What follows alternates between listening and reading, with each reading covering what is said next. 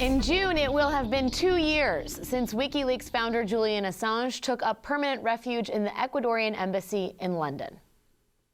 Yes, of course, it is difficult to wake up for nearly 500 days and see the same walls. On the other hand, I'm doing good work. I have no time for anything else now but work. Recently, Assange has been in the news because of a lengthy essay published in a British periodical this month. Journalist Andrew O'Hagan was working as the ghostwriter on Assange's autobiography until the project collapsed due to differences between writer and subject. O'Hagan explained what happened, in his opinion, in the pages of the London Review of Books. Quote, "The man who put himself in charge of disclosing the world's secrets," O'Hagan wrote, "simply couldn't bear his own." The article provided plenty of ammunition for Assange's critics, but it also brought out his defenders. In The Guardian, Colin Robinson complained that the media's obsessive focus on Assange's character has ignored his accomplishments. This is someone who can number among his achievements the founding of WikiLeaks, the publication of the Iraq and Afghanistan war logs, and the smuggling of Edward Snowden to safety. While the debate continues over exactly how much damage WikiLeaks has done to American foreign policy and its national security interests, without Assange, the world never would have had access to the sobering, unsanitized details of America's 2 wars in the Middle East. Upon their release in July of 2010, the New York Times called WikiLeaks' release of the Afghanistan war logs, quote, "an unvarnished, ground-level picture of the war in Afghanistan that is in many respects more grim than the official portrayal." Assange also forced the world to confront the issue of civilian casualties, like those documented in WikiLeaks' infamous collateral murder video, and also to challenge the notion of clean warfare at a time of increasing public wariness for battle. Tomorrow, Julian Assange will address the South by Southwest Festival in Austin via satellite. But first, he joins me now, publisher and founder of WikiLeaks, Julian Assange. Julian, thank you so much for joining us. I know we have a short delay, so I'm just going to go ahead and get right into the questions. And I want to start first with your thoughts on sort of the universe as it stands now. At one point, you wrote in your book, Cyberpunks, "The internet, our greatest tool for emancipation, has been transformed into the most dangerous facilitator of totalitarianism we have ever seen." And I'm sure there are people that would agree with that, but on the same note, it's enabling you and Edward Snowden, the internet is, to speak at South by Southwest. Isn't that evidence that it could be a good thing, a very good and important thing as well? Well, that's the battle. That's the point of history, where we could go one way or we could go the other way. I wrote those words about a year ago now, and it was hard for many people to believe them at the time. But after the Edward Snowden revelations have come out, people have seen widely that those who had been researching this issue for many years, like me or James Bamford, were largely correct. Now, this communication we're having now, and a subsequent one I'll have at South by Southwest, is a part of what is good about the internet. That yes, on the one hand, we are in many ways heading towards a transnational, dystopian, total surveillance society, the likes of which the world has never seen, an extremely grim possible future. And on the other, well, people are coming together. Whenever people can communicate, they develop new values and a new consensus and a new polity. That is something that all young people are exposed to. It's something that Edward Snowden was exposed to, and the very people that have to be hired by these intelligence agencies, placing an important restraint on their behavior. And that's something even now that the former CIA and NSA Director Hayden has publicly said is the biggest challenge to the CIA and NSA, the need to recruit young people who have a belief in transparency. Julian, you mentioned Michael Hayden. There are administration officials who have come out and said we need to make reforms. The president himself announced a raft of NSA reforms in January. What was your reaction to those? Well, look, there's a real question about who's wearing the pants. It's been 6 months now since the Edward Snowden revelations started to occur. In that time, have we seen the commencement of a criminal investigation against Clapper for lying to Congress, for anyone in the National Security Agency for violating the law, the US Constitution? No. Have we seen the firing of a single person associated with those breaches of the rights of American citizens and arguably others as well? The answer is no. A single enforced resignation The answer is no. So who really calls the shots in the executive? Is it Barack Obama? Is it Clapper? Is it Alexander? Is it the intelligence complex as a whole? Because from the outside, it's a very worrying sign. We know when the government takes something seriously. It starts a formal investigation, it fires people, it reduces its budgets. We haven't seen that.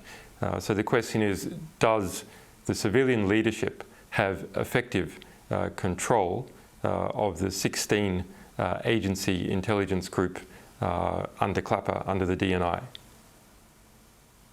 So, I mean, just to be clear, you see no positive evolution from this administration on the subject of surveillance? There's been a very positive public evolution, a very positive public understanding. And that public understanding is going to cause, and is already causing, some constraints in behavior. It's generating a very serious market for privacy protecting technology. It's causing other governments like Brazil and Germany to demand to be treated with respect, fiber optic cables being laid on paths where there's no interception. Even for us, Glenn Greenwald published new Snowden documents just last week showing that I personally was on an NSA manhunting list, literally called manhunting, with Al-Qaeda suspects. The readers of Wikileaks have been intercepted by a GCHQ operation, at least in 2012. So a lot of people becoming very aware. And from that, many other things fall out. And so I think we will see some important progress. But it's not coming properly from inside the administration. It's coming from the public sphere, from journalists, and even now from some industrialists like Pierre Omidyar, the founder of eBay, who see that, well, you can have $8 billion, but really, what good does it do you if your society is heading towards some kind of surveillance totalitarianism? I'm curious, if we talk about evolution and the forces that shaped that evolution, what do you think WikiLeaks' most significant contribution to that evolution in terms of public awareness and public engagement on the issue of surveillance has been? From your perspective, what has been most meaningful? Well, if you look at surveillance, we published Spy Files 1, Spy Files 2, Spy Files 3, this book Cypherpunks, and then Edward Snowden happened, which changed a lot.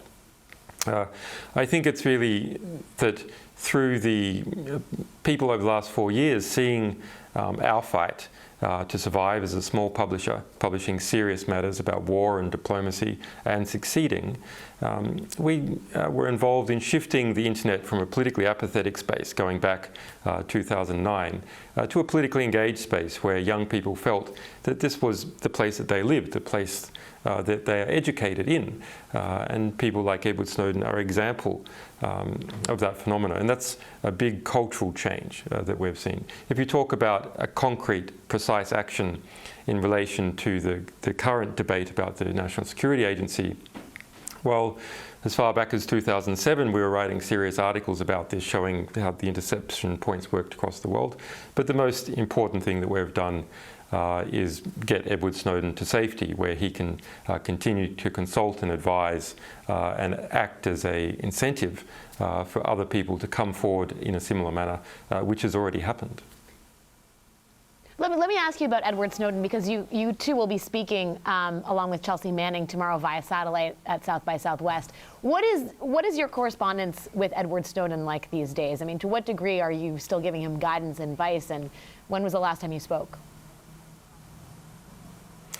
Well, you know, it's the nature of our business and the nature of our opponents that unfortunately we can't speak about precise communications details because, well, just outside, the UK government has admitted publicly to spending £5.3 million, $8 million in the last 18 months surveilling this embassy, just with the police forces alone, not including its actions with GCHQ. But we've been involved in Edward Snowden's defence fund, obviously protecting him in various ways and trying to facilitate interpretation, understanding of the data that he has revealed. He is doing something quite important in turning up at South by Southwest on Monday and made important intervention at the European Union looking into these issues as well. So, it's releasing information is one thing, but it's also important to subsequently provide context and be an important symbol. And he has become, and his freedom has become an important symbol, if you like, almost a referendum on whether it is right for this information to be revealed. Yeah, and I should correct myself. I said that Chelsea Manning would be speaking. Of course, Chelsea Manning cannot be speaking via satellite. It's Glenn Greenwald who is speaking, and I apologize to our audience if they were getting excited about that. If only Chelsea Manning could be there. If only Chelsea Manning could also be there. And I suppose that shows you something, that he has been censored from communicating effectively with the public. Edward Snowden has not been censored from communicating effectively with the public. The answer is, well, how? Asylum. Julian, but let me ask you, we don't, before I let you go, and I know you have many things that you're working on at present, but you are in the Ecuadorian embassy. The statute of limitations on your extradition request to Sweden expires in 2020 or 2022. Do you plan to stay at the embassy till then? And I would ask, concurrent to that or subsequent to that, do you feel as if you have gotten a raw deal? Because many people will look and say, this man, as Edward Snowden, and say the same thing of Snowden, which is you've done things that are highly controversial. People would like to see you on trial, and you are, yes, confined, but in fairly comfortable confines. How is life for you at this moment? And do you think it's fair to issue complaints given that you have that? And do you think it's fair for Edward Snowden to complain given that he has not stood trial in the United States? Well, I think one can complain about the fair process. I mean, we've had a grand jury going in the United States now for some 3.5 years, the biggest investigation to a publisher that has ever occurred. Perhaps unconstitutional, certainly if it came to court, would be unconstitutional. That's something that never should have been done. But we're winning in the political realm. Let's step back for a moment. We went head-to-head with the Pentagon over revealing the deaths of more than 100,000 people that have been killed as a result of the war in Iraq and Afghanistan, and we won. We were threatened that those documents must be destroyed. We destroyed nothing. We published everything we're going to publish. We've never censored anything. We went head-to-head with the State Department, and we won. We went head-to-head with the National Security Agency in relation to protecting Edward Snowden, and we won. None of our staff, with the exception of myself briefly, have been arrested or imprisoned. We've fought off an international unlawful extrajudicial banking blockade, successfully beating it in the courts and the European Parliament. So while things are, yes, they are physically difficult for me, they're much more physically difficult, of course, for people like Chelsea Manning. I think that history is on our side, and that's becoming quite clear to nearly everyone now. And we have to wonder what is going to be the real legacy of the Barack Obama administration. It's not shaping up to be good, while our legacy is, I think, something that myself and all our staff can be very proud of. Julian, just on that last bit about your plans, I mean, it's what is it, 2014 now, so the extradition request to Sweden expires in 2020 or 2022. Do you intend to stay where you are at? Well, in relation to Sweden, I haven't even been charged yet. I mean, that's really a very absurd case, and you can read about it, justiceforassange.com. The serious issue is the ongoing US grand jury investigation, which is a serious threat. I mean, Bradley Manning was sentenced to 35 years in prison. We shouldn't underestimate the seriousness of that threat. It's not just against me. That threat is also something that other staff are subject to. Sarah Harrison, one of our people, is now in effective exile in Berlin, as is Laura Poitras, Jacob Appelbaum, Glenn Greenwald's in effective exile in Rio. There's something pretty interesting going on here where the West is now somewhere you seek asylum from, or at least the Anglo-Saxon, Anglo-American sphere. But fortunately, we now live in a world where you can, having taken asylum or having had to go to another country, you can still publish and still talk freely, provided you can keep yourself out of prison. WikiLeaks' Julian Assange, thank you for your time. And of course, you will be speaking via satellite tomorrow at the South by Southwest Festival. We encourage everybody to tune in. Another scintillating conversation. Thank you for your time.